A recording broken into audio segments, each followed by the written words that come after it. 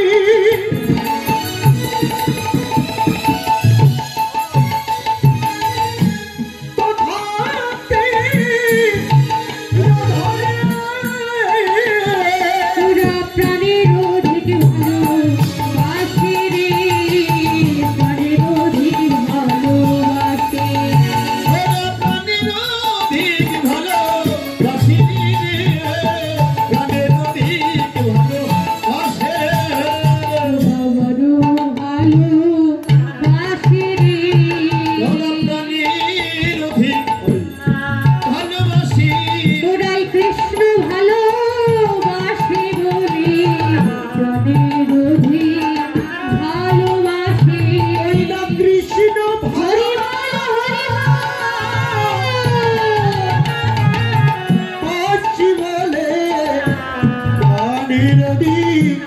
ভালোবাসে কৃষ্ণ ভালোবাসে বলে তাইকে বলি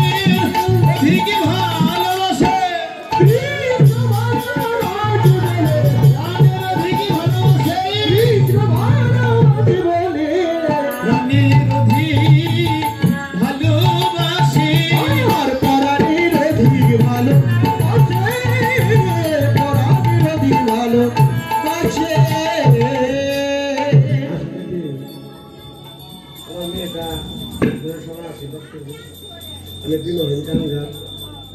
আপনার সবাই আমার মেয়েটাকে আশীর্বাদ করে যুগ যুগ ভক্ত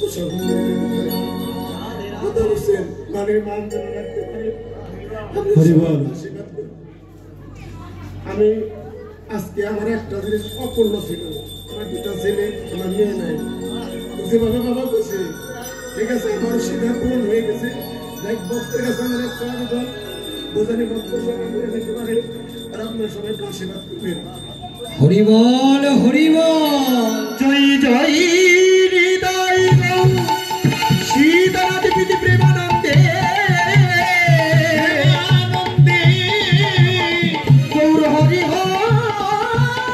হরি হরি হরি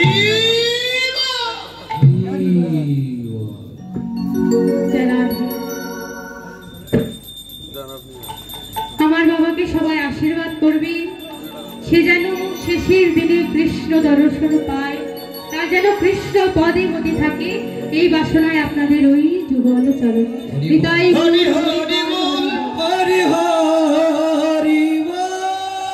কি বললেন ওরা যদিও শতান্তরে তথাপি রাধারে প্রাণের অধিক ভালোবাসে আমার রাধা রানীর এই বৃন্দাবনে 4 প্রকার সখী ছিল সপক্ষা বিপক্ষা স্তরিত পক্ষা আর হলো শতান্তরী সপক্ষ কারা ললিতা বিশাখা আদি সখীগণ যারা রায়ের পক্ষে ছিল আর বিপক্ষ হলো চন্দ্রাবলী আদি সখীগণ যারা রায়ের বিপক্ষে ছিল আর কি বললেন শতান্তরী যারা রায়ের পক্ষেও ছিল শ্যামের পক্ষেও ছিল তথাপি রায়কে প্রাণের অধিক ভালোবাসে এই জগতে কিন্তু আমরা সকলে নিজের প্রাণটাকে আগে বেশি ভালোবাসি নিজের প্রাণের চাইতে আর কোনো কিছুই আমরা ভালোবাসি না কিন্তু শ্যামলা বিমলা তাদের প্রাণের অধিক রায়কে ভালোবাসে মহাজন বললেন এমন ভালোবাসা না হলে কি আর ওই রায়ের মন্দিরে যাওয়া যায় আর ওই রায়ের মন্দিরে যেতে কেই না চায় ওরে করুণা প্রাণী সাদ জাগে